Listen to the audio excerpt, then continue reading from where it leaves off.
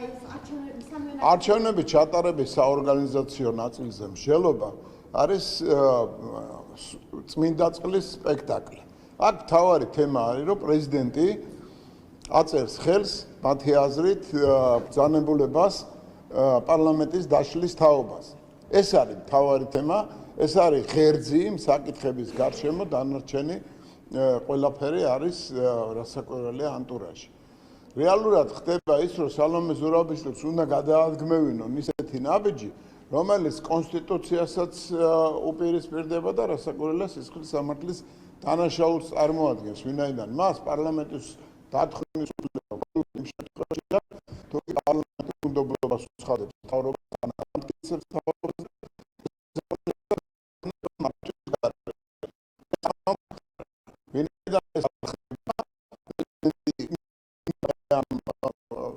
ავანტურაში ჩართონ, ეს იმას ნიშნავს, რომ ლაპარაკია რევოლუციური სცენარის გარკვეული მიმართულებით გაგრძელების, განვითარების თაობაზე. და სხვაზე არაფერზე, ვინაიდან ადამიანები, ვინც ახლა შეკრებილები არიან პრეზიდენტის გარშემო, გუშინ აგინებდნენ მას უშვერი სიტყვებით, პრეზიდენტმა არაერთხელ დაარღვია კონსტიტუცია და რასაკვირველია ამ სცენარის განვითარება ყველას ერთად წარმოუდგენიათ მხოლოდ რევოლუციის გზით. რეალურად რაც ხდება, აირჩა პარლამენტი 1,120,000 ადამიანმა მხარი დაუჭირა ქართულ ოცნებას, პარლამენტმა დაამტკიცა მთავრობას გააჩნია პროგრამა და გააჩნია აუცილებელი უშველებელი ვალდებულება ხალხის წინაშე, მათ შორის ოპოზიციურად განწყობილი ხალხის წინაშე, რომ ამ ქვეყანაში დესტაბილიზაცია არ მოხდეს. ეს მოცემულობაა და მეორე მოცემულობის შექმნა უნდათ, როდესაც ყველაფერი გაკეთდა იმისათვის, რათა ხალხი, საზოგადოება და სამართალდამცავი სტრუქტურები დაპირისპირებულიყვნენ, მომხდარიყო გადაცდომების გარკვეული ფაქტები, მათ შორის პროვოცირებული საშინელი ბრუტალური თავდასხმით პოლიციას. ეს არის მთლიანი სცენარი და ამ სცენარს რასაკვირველია უნდა მიადევნოს საზოგადოებამ თვალი. დიახ.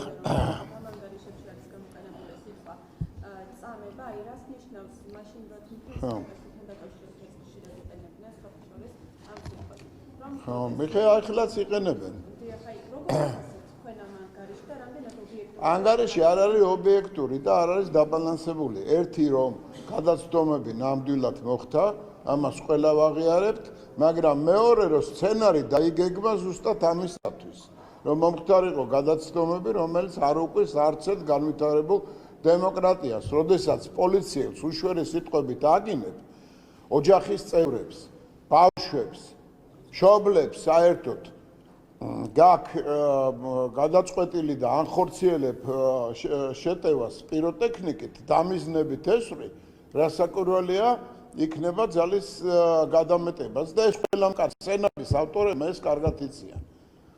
რასაკვირველია ამ შემთხვევაში სახელმწიფო უნდა იმოქმედოს ისე რომ არ დაზიანდეს ქვეყნის ინტერესები, შესაბამისი რეაგირება უნდა მოახდინოს გადაცდომებზე, მაგრამ ეს გადაცდომები არის არაფერი, მიათახსენდით არა მილიონები იმისა, რასაც ქვია ნამდვილი წამება, როდესაც კონკრეტულ ორგანიზაციებს ხმა არ ამოუღიათ იმის თაობაზე, რომ ნებისმიერი აქციის დროს, რომელიც სააკაშვილის დროს ტარდებოდა, სისასტიკის მწვერვალი იყო ნაჩვენები. როდესაც ადამიანებს გამიზნულად ხოცავდნენ ქუჩაში. და როდესაც ეს ორმაგი სტანდარტი შენ თვალწინ მოხსენებაში გადაიშლება, რასაკვირველია აქ უნდა დაასკვნა, რომ არის უსამართლობა და კონკრეტული პოლიტიკური მიზნისკენ ორიენტირებული ასეთი სახის მოხსენებები, მით უმეტეს საუბრობენ იმაზე, რომ სააკაშვილის თურმე მოვლა პატრონობა აკლია და მისი მდგომარეობა და ამის წამებასთან არის დაახლოებული. ეს ხომ ყველა მიცის, რომ ეს ასე არ არის. როდესაც ამ არაობიექტურობას და ამ რეალურად გადაცდომას სამართლიანობისაკენ უყურებ, გებადება აზრი, საფუძვლიანი ეჭვი და არა მარტო ეჭვი, უკვე დასკვნად შეგიძლია გამოიტანო, რომ სწორედაც გარკვეული პოლიტიკური მიზნისთვის არის გაკეთებული ასეთი სახის განცხადებები და მოხსენებები.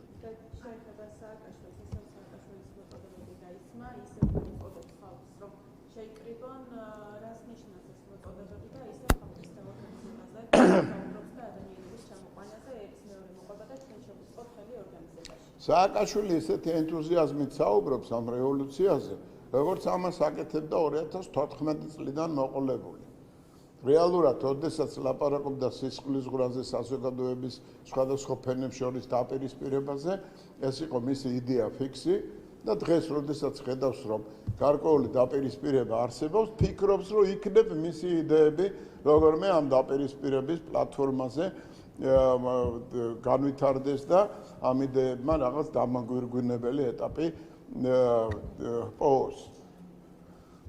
და ეს დამაგვირგვინებელი ეტაპი, როგორც მას წარმოუდგენია, რასაკვირველია, იქნება ქვეყნის შეუქცევადი ნგრევის პროცესის დასაწყისი. ეს უსამშობლო ადამიანი ფიქრობს აი ამ გეგმით მოქმედებაზე და თვითონ რომ ჩაუდგეს სათავეს და წარმოუდგენია თავისთავი, რომ ქუჩაში მოდის და გარშემო ხალხი მას ადიდებენ და ოსანას უმღერიან.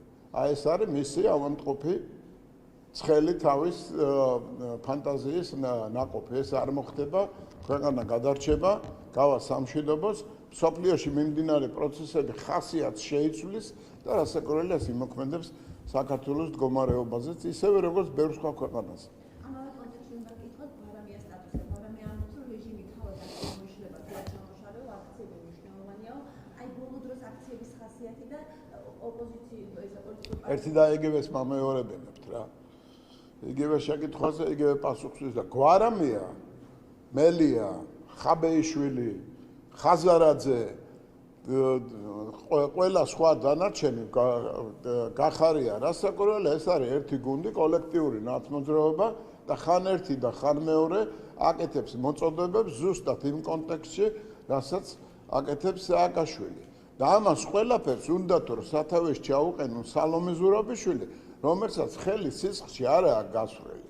ეს ადამიანები ყველა გასრულები არიან თავის წარსული საქმიანობით და დღევანდელი საქმიანობით. აქედან გამომდინარე შეარჩიეს სალომე ზურაბიშვილი, თორე პატივს რო არცემენ მას და რო არაფრად წარმოუდგენია და არაფრად არ უღირთ, ეს არაერთხელ გამოამჟღავნეს თავის განცხადებებში. გადახედეთ სურათს, გადახედეთ ისტორიას და ზუსტი დასკვნები შეგვიძლია გავაკეთოთ. საქმე გვაქვს ადამიანებთან, რომლებსაც წარმოუდგენიათ საქართველოს მომავალი აი ამ გრევის პროცესში, რომელიც არის შემადგენელი ნაწილი დიდი მსოფლიო დაპირისპირებისა და საკუთარ ქვეყანაში ლამობენ, რომ ეს სისხლისღვრა გაიმართოს.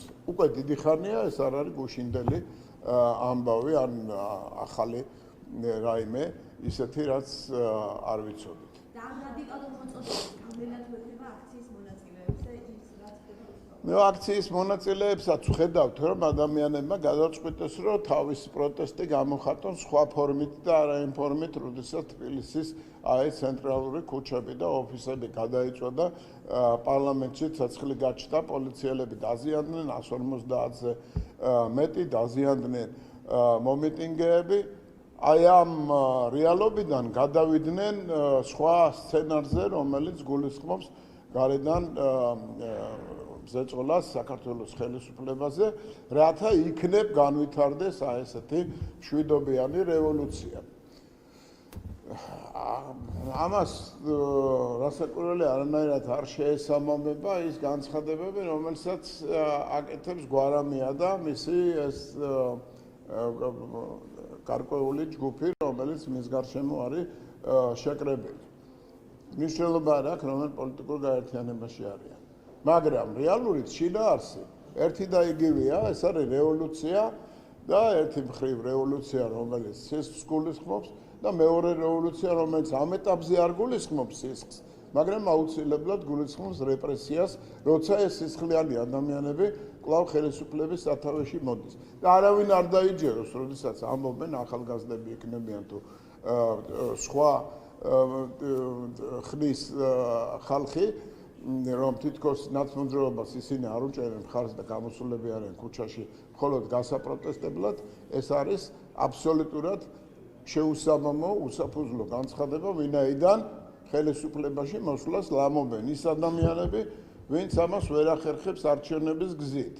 და ზუსტად იმ ისტორიის გამეორებას აპირებენ, რომელიც მათ ახასიათებდათ წლების განმავლობაში და ეს ისტორია არის სისხლიანი და შავი ლაქებით სავსე. არჩევნები არ გაყალბებულა, საგარეო კურსი არ შეცვლილა. ეს ყველაფერი მოგონილია მხოლოდ იმისათვის, რათა აი ამ გვარამიას მოწოდებებმა როგორმე თავის პოპულარიზაცია პოვოს იმ საზოგადოებაში, რომელიც სამწუხაროდ არის ან მოტყუებული, ან სექტის წევრები არიან ჩვეულებრივი, რაც ჩვენ არაერთხელ ვიხილეთ. ბატონო გიორგი, მე მინდა გითხრათ, შაბათს არის სტუდენტური ერთობის ჯეჭვი ამჯერადთან დაკავშირებით. აქ საუბარია, რომ მსახიობები, რეჟისორები უნდა გაერთიანდნენ ცნობადი სახელები ამ ჯეჭვში. აი, კანვასის ტრენინგიც ხომ არ აქვს ამას კავშირი, იმიტომ რომ ჩანაწერებში და თავის ინფორმაციაში ამასთან დაკავშირებით საუბრობდა რამდენიმე დღისზე. აქვს თუ არა ამას კავშირი მაგალითად კანვასის ტრენინგებში? მაშინაც არის ჯაჭვსა ერთობის ჯეჭვზე. ხო, საზოგადოების ეს ინტელექტუალური ნაწილი, ეგრეთ წოდებული მსახიობები, რეჟისორები დიდი ხანია უკვე ორგანიზებულები არიან ნაცნობრობის მხარდასაჭერად და სულ ასე იყვნენ. უბრალოდ მოსულმა ახალმა ხელისუფლებამ არ ჩათვალა საჭირო და სწორი გადაწყვეტილება მიიღო, რომ საზოგადოებაში უნდა იყოს თანხმობა მიუხედავად იმისა, თუ ვის რა პოლიტიკური გემოვნება აქვს. რასაკვირველია, დევნას ვერ დაიწყებდი ადამიანებს თავის პოლიტიკური ნიშნით და ბევრი მუშაობს სახელმწიფო დაწესებულებებშიც ესეთი, რომელიც არც ბალავენ, მაგრამ აგრესიულ ფორმას აძლევენ დღეს თავის პოლიტიკური გემოვნების გამოხატვას. აგრესიულ ფორმას, ვინაიდან გვერდში უდგანან იმ ადამიანებს, ვისთვისაც სისხლის დაღვრა და ადამიანის სიცოცხლის ან ჯანმრთელობის გაწირვა არაფერს არ წარმოადგენს. რასაკვირველია, ეს ტრენინგის შედეგია, თუმცა ეს არ ნიშნავს, ეს სცენარი არ ნიშნავს იმას, რომ თავიდანვე ამ სცენარის დაწერაში ჩართული იყო ყველა ადამიანი. ეს არის ჩამოყალიბებული სტრატეგიული გეგმა, სახელმძღვანელოებში აღწერილი, როგორ უნდა დაუპირისპირდეს პოლიცია, როგორ უნდა გამოიყენოს წყობილები და საზოგადოების რომელი ფენები უნდა ჩაერთოს ამ საპროტესტო აქციებზე. რა ხასიათი უნდა კონდეს და რა ტექსტები უნდა გამოიყენებოდეს. ეს ყველაფერი წინასწარ დაწერილი სცენარია და კანვასის ტრენინგი არის ერთ-ერთი გამოხატულება იმ დიდი სცენარისა, რაც ჩვენ გარშემო ტრიალებს. მიზნებით ზუსტად კარგად ვიცით რა იყო. საქართველოს უნდა ჩაერთოს იმ საომარ ეკონომიკურ თუ სამხედრო დაპირისპირების პროცესში, რომელიც შეასუსტებს რუსეთს. და რუსეთი ამ დროს 20%-ის ტერიტორიას აკონტროლებს თავის საოკუპაციო ჯარებით საქართველოში. ანუ გარდაუვალი განსაცდელის წინაშე დადგება საქართველოს იმ გეგმას რო აყვეს, რასაც სულ ეხლახანს მოგვიწოდებდნენ ეკონომიკური სანქციები და დაპირისპირება, რომელიც რასაკვირველია ჩვენ დაგვანგრევს და რუსეთს ვერანაირ ზიანს ვერ მიაყენებს. ეს ამოცანა დგას და ამ ამოცანის რეალიზაცია სხვადასხვა ფორმით ცდილობენ. რასაკვირველია, ეს არის გავლენა დიდი საერთაშორისო გლობალური პროცესებისა და არა მარტო საქართველოზე, უამრავ ცხელწერტილს ვხედავთ ჩვენ გარშემო, რომელიც აუცილებლად უნდა შეიცვალოს მოლაპარაკების გარკვეული პროცესებით.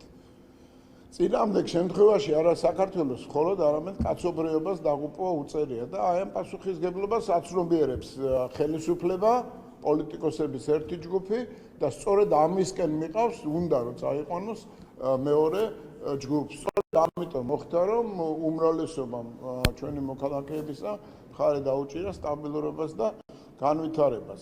უფრო მეტსაც გეტყვით, არა სტაბილურობას და განვითარებას მხოლოდ, არამედ გადარჩენას საკუთარი ქვეყნის. ასე რომ უსამშობლოთა წინააღმდეგ ბრძოლაში ძალიან გული მწყდება, მაგრამ ამ უსამშობლოთა საქართველოს წინააღმდეგ ბრძოლაში ჩართულები არიან ადამიანები, რომლებიც ყველა სიმპათიით სარგებლობენ. ყველას პოლიტიკური გემოვნების მიუხედავად და დღეს ისინი პასუხისგებლობას ვერ აცნობიერებენ საკუთარი ქვეყნის წინაშე.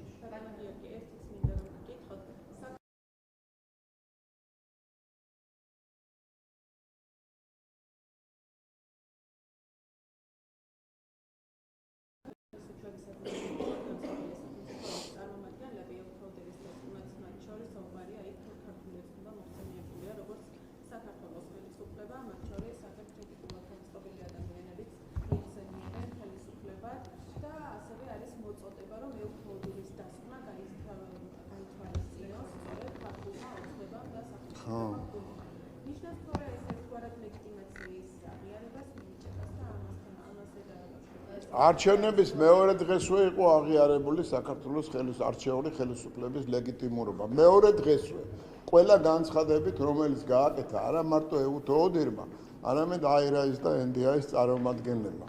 არაერთმა უცხოელმა ექსპერტმა, რომელიც აკვირდებოდა არჩევნებს.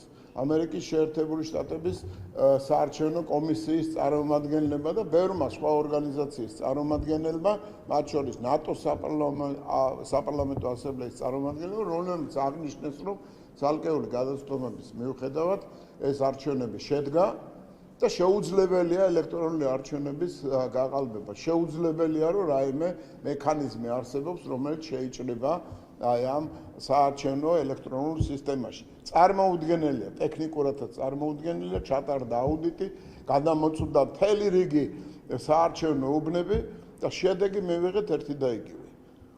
ეს არჩევნები არის ლეგიტიმური. განსხვავებით აი ამ მოხსენებიდან, რომელიც საბოლოო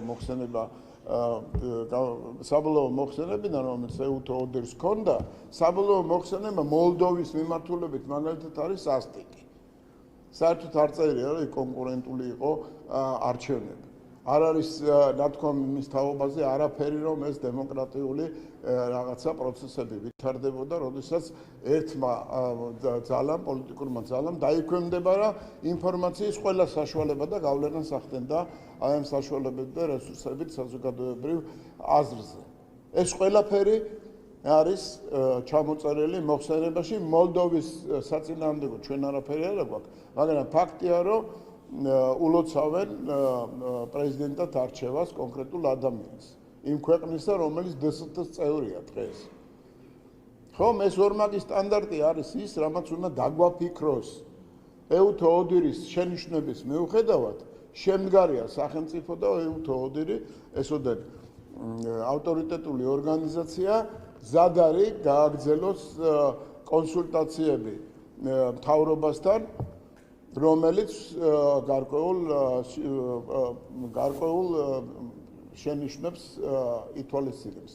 ზოგი შენიშვნა მისაღებია, ჩვენი აზრით, ზოგ შენიშვნაზე ალბათ კამათი მოგვიწევს, მაგრამ ყველა შემთხვევაში მიმართვა ამასთან დაკავშირებით გაკეთდა საგარეო საქმეთა მინისტრის სახელზე ოფიციალური წერილით და გარდა ამისა, როგორც მოხსენება, ასევე სხვა განცხადებები ჩვენ მიგვანიშნებს იმაზე, რომ საქართველოში არჩევნები არ გაყალბებულა, ვერ გაყალბდებოდა და რასაკვირველია მოგონილი ფაქტი იმის თაობაზე რაღაც წერტილმა გამოჟონა ერთ მხარეს და შეიძლება ამოიცნო და ამ ამოცნობით შეიძლება ანგარიში გაუსწორო ადამიანებს, ვინც არ მისცა ხმა შენ პარტიას.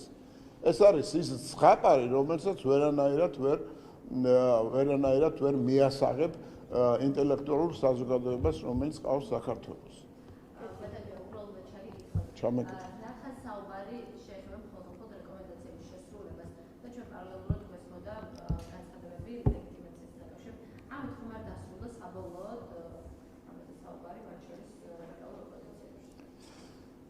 რო დაეთანხმონ ისინი? რომ დაასრულოს საუბარი ამასთან დაკავშირებით, მათ შორის ესპანეთის საგარეო საქმეთა მინისტრიც და აქცენტს მხოლოდ რეკომენდაციების შესრულებას და აღარ საუბრობენ აქ ლეგიტიმაციაზე არც თვითონ არჩევნებზე. ეცით რა არის? არ არის ეს ლოკალური პრობლემა. წარმოვიდგინეთ, რომ სოფლიოს კონიუნქტურა პოლიტიკური იცვლება. რასაკვირველია, ევროპაშიც დამოკიდებულებები, ურთიერთობები შეიცვლება და ყველა მიცის რა არის რეალობა. სწორედ ამ რეალობას უპირისპირდება განცხადებები, რომელსაც ჩვენი ვაიპოლიტიკოსები აკეთებენ. და ამობენ, რომ არავითარი მნიშვნელობა არ აქვს ეუთოოდირის დასკვნას ან რაიმე განცხადებებს, რომელიც ხელისუფლების ლეგიტიმაციას აღიარებს. თავარია, რომ ხალხი არის ქუჩაში გამოსული და აი ამის კულტივირება ხდება, ამ იდეის, რომ როგორმე ხალხი შენარჩუნებული იქნეს ქუჩაში და ვინაიდან ამ ძალისმიერი მეთოდით ვერ შეძლეს სახელმწიფოს გრევის განხორციელება, ახლა სხვა მეთოდს მიმართავენ. რასაკვირველია, ეს ყველაფერი ერთად უნდა იქნეს განხილული საერთო კონტექსტში, იმ პროცესების კონტექსტში, რომელიც მსოფლიოში დღეს მიმდინარეობს. გადაწყობა მიმდინარეობს, ნელა მტკივნეულად, მაგრამ გადაწყობა მიმდინარეობს, შიდა დაპირისპირებები ბევრ დიდ ქვეყანაში არსებობს და რასაკვირველია ჩვენთვის მთავარ საფრთხეს წარმოადგენს საოკუპაციო ჯარი, რომელიც ნებისმიერ შემთხვევაში შეიძლება ამოქმედდეს, თუკი ხელისუფლებამ არ იმოქმედა რაციონალურად. აი ეს სურათი წარმოიდგინეთ და დაგავიწყდებათ ყველაფერი, რასაც ქვია გვარამიას ან ლევან ხაბეიშვილის განცხადებები. თუნდა მელიასი და გინდა ჯაფარიძისა, რომელიც აი ესეთი აგრესიისკენ მოუწოდებს ხალხს. რევოლუცია, ჩამონგრევა, გინდა ცისკარიშვილის განცხადება, ეს ყველაფერი ერთად, ერთ უნისონში, ერთ სცენარში უნდა იქნეს განხილული ეჩქარებად, ვინაიდან ძალიან მალე იქნება ადგილობრივი არჩევნები და კიდევ ერთხელ გამოჩნდება, რომ მათ არ გააჩნიათ პოლიტიკური მხარდაჭერა საზოგადოების უდიდეს ნაწილში. ეჩქარებათ ამიტომ. ეხლა არის ერთ წელიწადშიც არა, წელიწადზე ნაკლებით რო დარჩა ადგილობრივ არჩევნებამდე, რომელიც იქნება არანაკლებ მნიშვნელოვანი, ვიდრე საპარლამენტო არჩევნები. რატო არავინ არ ახსენებს ამას? იმიტომ რომ იციან ზუსტად, რომ თუ არა რაღაც რევოლუციური და ძალისმიერი მეთოდი საქართველოს ამჟამინდელ ხელისუფლებას დღეს ალტერნატივა პოლიტიკურ ველზე არ აქვს.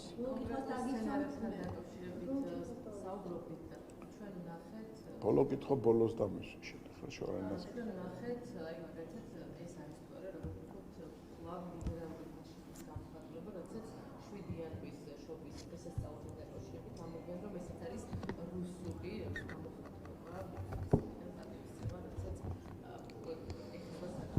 ხა ლიბერალური ფაშიზმი აქ არის გარკვეული მიმართულება, რომ ყველაფერი რაც საქართველოში ხდება, მithumetes საქართველოს მოსახლეობის დიდი ნაწილი ითვალისწინებს იმას, რომ კალენდარის შეცვლას არ უნდა განეპირობებინა გარკვეული ცვლილებები აი ამ შობის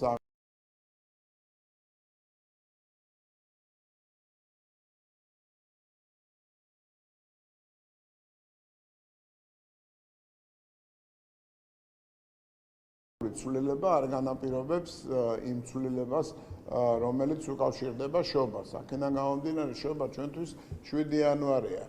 რუსეთის ფედერაცია რას ფიქრობს ამასთან დაკავშირებით, ან რუსეთის მოსახლეობა, ან რუსული ეკლესია, ამას არანაირი მნიშვნელობა ჩვენთვის არ აქვს. ეს არის ის პრინციპი, რომელთაც ჩვენი ეკლესია ხელმძღვანელობს.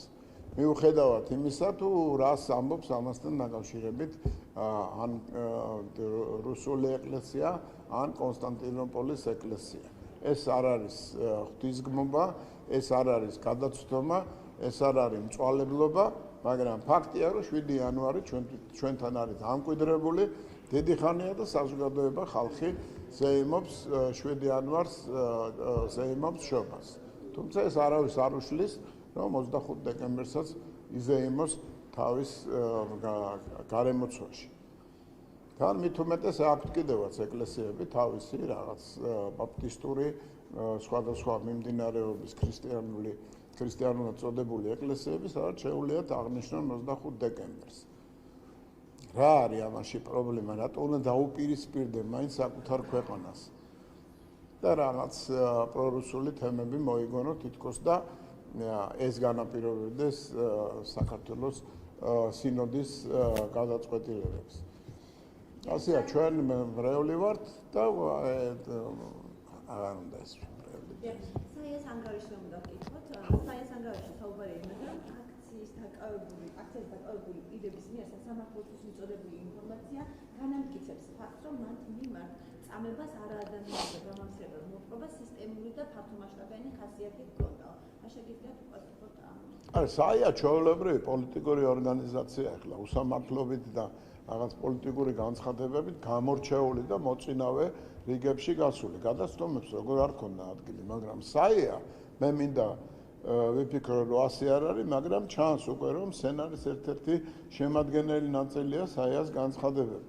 ვინაიდან ზუსტად იცის საიამას და ყველა არასამთავრობო ორგანიზაციამ, როდესაც გეგმავენ დაპირისპირებას პოლიციასთან, რომელიც არ ყოფილა დამწყები აი ამ ფიზიკური დაპირისპირების, როდესაც მას უშენ, როდესაც მას უშვერი სიტყვებით აკინებ პოლიციელს, რასაკვირველია შეიძლება მოხდეს გარკვეული დაპირისპირება, ძალის გადამეტება, ცალკეული შემთხვევები, რაც მნიშვნელოვნად ჩამორჩება თავისი სისასტიკით რომ იმ პერიოდს, როდესაც საია თვალდახუჭული იდგა და ამართლებდა იმ სისხლს, რომელიც საქართველოს ქუჩებში დაიღვარა ყველა პოლიციის განყოფილებაში, წამებას, ადამიანის მკვლელობებს, ღირსების შელახვას და ქონების წართიმოს. ეს ყველაფერი იყო, მაგრამ ეხლა საზოგადოების ახალგაზრდა ნაწილს ატყუებენ გარკვეული შეფასებებით, რომელიც საღდება როგორც ის სამართლიანი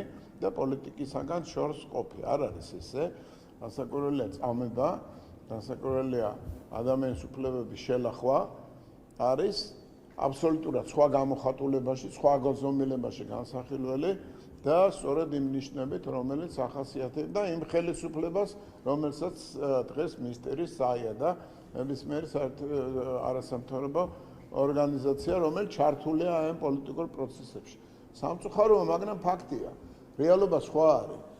იყო გადაცდომები, ჩვენ გმობთ ამ გადაცდომას, მაგრამ როდესაც საია თუ ნებისმიერი არასამთავრობო ორგანიზაცია საერთოდ ივიწყებს, რომ იქ პოლიცია არ იყო დამწყები ამ დაპირისპირებისა და პოლიციის მიმართ განხორციელდა ბრუტალური თავდასხმა და ქუჩები, თბილისის ქუჩები, ცენტრალური თბილისის ქუჩები ალში გაეხვა და სახელმწიფო შენობებში ხანძარი გაჩნდა. ამას როცა ივიწყებდა მხოლოდ აი ამ თემაზე ლაპარაკობ ცალკეული გადაცდომების თემაზე, რასაკვირველია აქ კითხვის ნიშნის ქვეშ დგება შენი ავტორიტეტიც, სამართლიანობაც და თვითონ კეთილსინდისიერება, როგორც არასამთავრობო ორგანიზაციის. მე მინდა ასევე გითხრათ გუშინ სამოქალაქო ჯგუფები კლუბასიაში კონდეთ შეხვედრა მათ და განიხილეს LGBT პროპაგანდის მოძრაობის კანონი. სადა?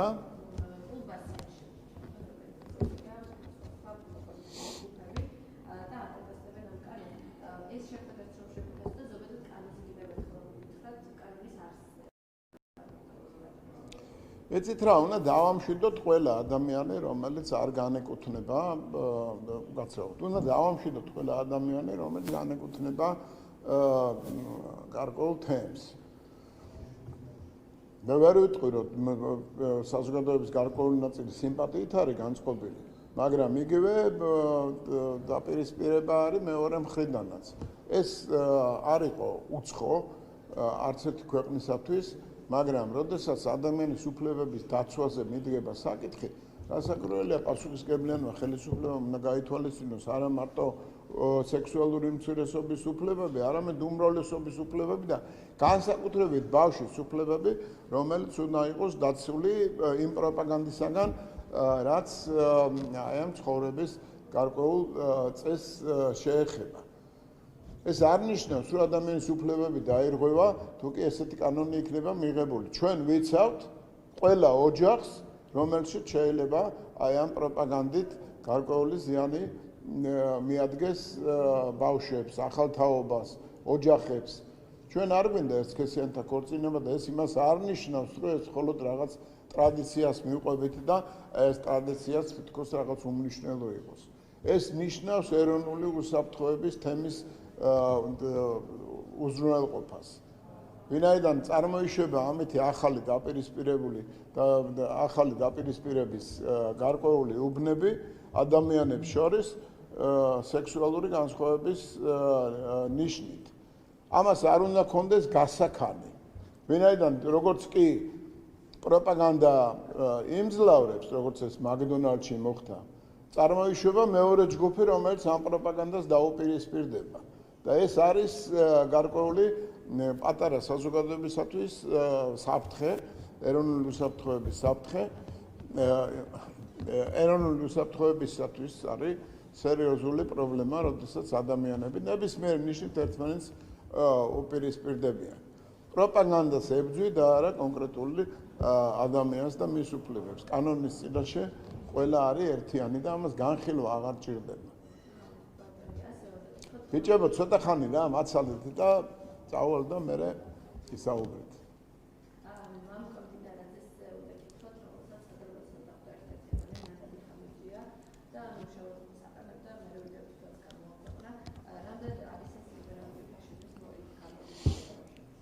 საერთოდ ფაშიზმის გამოვლენებაა, როდესაც ერთი ადამიანი მეორეს თავს ესხმის საზოგადოების გარკვეული ნაწილი ჩამოყალიბდა აი ეს ეგრეთ წოდებულ ზონდერ ჯგუფად, რომელსაც ამოცანა აქვს თავისთვის განსაზღვრული, ან საერთო სცენარში ჩდება ის ამოცანები, რომელსაც ასრულებენ გაეკიდო ადამიანს, შეაგინო ოჯახის წევრებთან ერთად, ბულინგი მოახდინო და ასე შემდეგ. სამწუხაროდ ეს გამოვლენებები არის, რაც არ ახასიათებდა არასდროს ქართულ საზოგადოებას, მიუხედავად სხვადასხვაობისა, ესეთი რამე არასდროს არ ხდებოდა და ფაქტია, რომ ჩამოყალიბდა გარკვეული ჯგუფი, რომელსაც შეიძლება უწოდოთ რეალურად ლიბერალური ფაშიზმის მიმდევრები, ვინაიდან სხვა ვინაიდან აღარ უნდა. კარგით.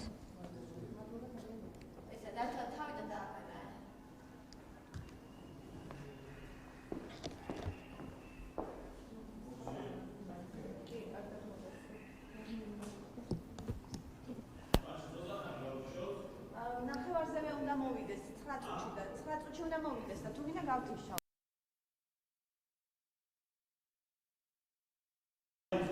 ერთი წამი. ანჩი ცოტა გუნდებიდან გაიწევთ. არ არის პრობლემა. აი ეს არჩევნების სამი არჩევნების ჩატარების საორგანიზაციო ნაწილზე მსჯელობა არის წმინდა წყლის სპექტაკლი.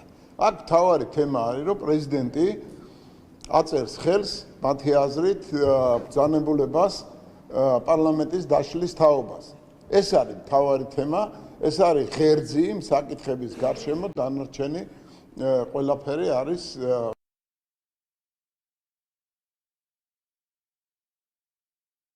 თაობას.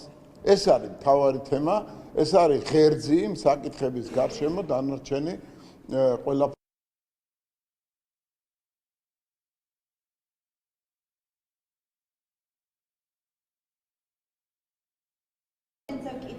პარლამენტის კონგრესის საბჭოთა ანჩი ცოტა გუნდებიდან გაიწევთ. არ არის პრობლემა. აი ეს არჩევნების სამი არჩევნების ჩატარების საორგანიზაციო ნაწილზე მსჯელობა არის წმინდა წყლის სპექტაკლი. აქ მთავარი თემა არის, რომ პრეზიდენტი აწერს ხელს მათი აზრით ბრძანებულებას პარლამენტის დაშლის თაობას. ეს არის მთავარი თემა, ეს არის ღერძი იმ საკითხების გარშემო, დანარჩენი ყველაფერი არის რასაკვირველია ანტურაჟი. რეალურად ხდება ის, რომ სალომე ზურაბიშვილს უნდა გადაადგმევინონ ისეთი ნაბიჯი, რომელიც კონსტიტუციასაც უპირისპირდება და რასაკვირველია სისხლის სამართლის დანაშაულს წარმოადგენს, ვინაიდან მას პარლამენტის დათხოვნის უფლება მხოლოდ იმ შემთხვევაში აქვს, თუ კი პარლამენტი უნდობლობას უცხადებს მთავრობას, ან არ ამტკიცებს მთავრობას და შესაბამისად ქვეყანა რჩება მართვის გარეშე. ეს არ მომხდარა. ვინაიდან ეს არ ხდება და პრეზიდენტი უნდათ რომ აი ამ ავანტურაში ჩართონ, ეს იმას ნიშნავს, რომ ლაპარაკია რევოლუციური სცენარის გარკვეული მიმართულებით გაგრძელების, განვითარების თაობას და სხვაზე არაფერზე, ვინაიდან ადამიანები, ვინც ახლა შეკრებილები არიან პრეზიდენტის გარშემო, გუშინ აგინებდნენ მას უშვერი სიტყვებით, პრეზიდენტმა არაერთხელ დაარღვია კონსტიტუცია და რასაკვირველია ამ სცენარის განვითარება ყველას ერთად წარმოუდგენიათ მხოლოდ რევოლუციის გზით. რეალურად რაც ხდება, აირჩა პარლამენტი 1,120,000 ადამიანმა მხარი დაუჭირა ქართული ოცნებას გააჩნია პროგრამა და გააჩნია აუცილებელი უშველებელი ვალდებულება ხალხის წინაშე, მათ შორის ოპოზიციურად განწყობილი ხალხის წინაშე, რომ ამ ქვეყანაში დესტაბილიზაცია არ მოხდეს. აი ეს მოცემულობაა და მეორე მოცემულობის შექმნა უნდათ, როდესაც ყველაფერი გაკეთდა იმისათვის, რათა ხალხი, საზოგადოება და სამართალდამცავი სტრუქტურები დაპირისპირებულიყვნენ, მომხდარიყო გადაცდომების გარკვეული ფაქტები, მათ შორის პროვოცირებული საშინელი ბრუტალური თავდასხმით პოლიციას. აი ეს არის მთლიანი სცენარი და ამ სცენარს რასაკვირველია უნდა მიადევნოს საზოგადოებამ თვალი.